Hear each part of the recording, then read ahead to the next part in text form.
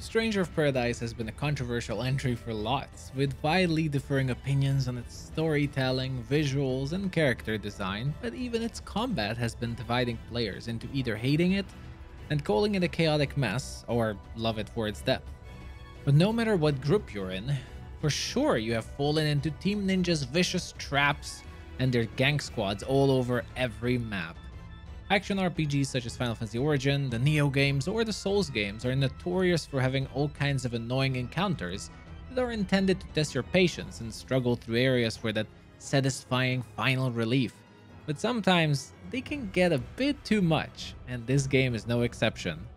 There are a few enemies that just absolutely piss me off, and after some thinking, I gathered up the 5 most annoying enemies, in my opinion, that you can encounter in Stranger of Paradise. To start off, number 5, bats. Everyone hates them, no exception.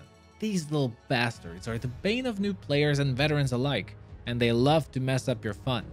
They're flying, hard to hit, fast, and have the most annoying moveset for their attacks imaginable. In fact, I don't even know a single player I've met so far that did not hate bats. Straight from the first mission, these guys are annoying and are always in your face, and you can't even run away from them. They will follow you to the ends of the map. I tried it. If that's not enough, of course they keep getting upgraded throughout the main story. Get more nasty abilities, upgrade their sonic wave so they can just jump around and annoy you, and even create traps with 5 bats in it. Glorious. Fortunately, there are ways to deal with them, such as arrow magic with casters, but oh, if you're unprepared, these guys will drive you crazy. Number 4, Chaos Goblins, especially the archers. Honestly, these guys are just as bad for me as bats. While their melee brethren are pushovers and easy to deal with, the ranged archers are just always placed in the most frustrating locations, and they are never alone. Goblins are always placed in a certain way that they will be hard to approach, and I guarantee you, they will shoot you in the back with their nasty triple bolt crossbows that just crit you to death because it's fun. These are the guys I like to call gang squads. Wherever you meet a Chaos Goblin crossbowman, you bet that fight is gonna be annoying as hell. 3. Spiders. Ugh. I don't know what's up with these guys, but for some reason I always have a hard time soul shielding their attacks. They just have this uncomfortable delay and animation preparing to kick your ass, and they just ruin my timings. They also love to come in groups. As they get upgraded, especially around late game, boy, does their poison get nasty.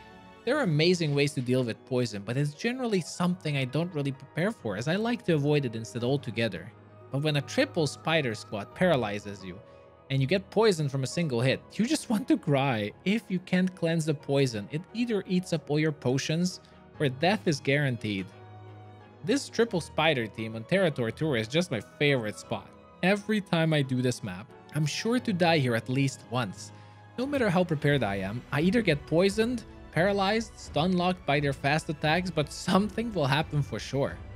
I'm starting to see a pattern here. Why is it that the basic minions are always the worst, huh? While we're talking about Terra Tortura, how could I not mention my number 2 on this list? Mindlayers. Mindlayers just have everything. Non-stealable magic, unblockable stun, AoE melee attacks, grabs, powerful projectiles, and debuffs. They're also one of the enemies that you can't stagger, and if you're not careful with your attacks, you'll find yourself stunned by their mind blasts in no time, or just get smackarooed by their tentacles. It's no fun for sure. While they can be quite pesky even alone, Mind Flayers also tend to appear in groups with other fun monsters, because why not? Their combination with Harpies is just pure joy, because who doesn't like to get bombarded by 3 different kinds of projectiles, stuns, and arrow spells, while avoiding spiky traps on the ground, right? They at least look cool, I gotta give it to them, they have style. But when there are Mind Flayers, I always take Berserk to be able to stagger them, just to make it sure. Number 1. Oh, I really hate this guy. The Flam Prince. Yeah, I know you're supposed to use magic against them, sure. But I don't always have magic, and frankly, this guy is resistant even against magic. He is just a pure embodiment of all that is evil. He's a mini-boss, so cannot be staggered, not even with Berserk. Has crap ton of break and health. Attacks really fast with high damaging combos, and worst of all, his animations are all over the place. Flan are a pretty notorious enemy type for multiple reasons, but the Prince is just the worst. He can't keep attacking you with dangerous attacks, and as I mentioned, their animations can get really messed up, and I'm not sure if it's intended. But I feel there is no delay between their attacks. They just do something and a completely different attack happens right after.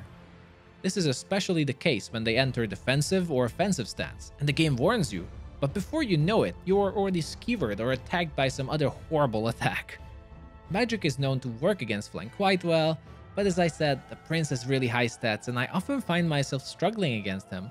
And let's be honest, variety is amazing. I don't always want to use the same cheesy magic strat against enemies. But this guy just punishes hard in melee, so I tend to avoid him if I can and just forget he exists. Well, those are my worst 5 enemies in Stranger of Paradise, and I hope it stays that way with the DLCs too, and they bring more exciting, less ganky enemies for us to defeat. How do you fare against these monsters, or do you have others you just hate to fight against? Let us know in the comments. As always, thank you for listening, and I'll see you soon.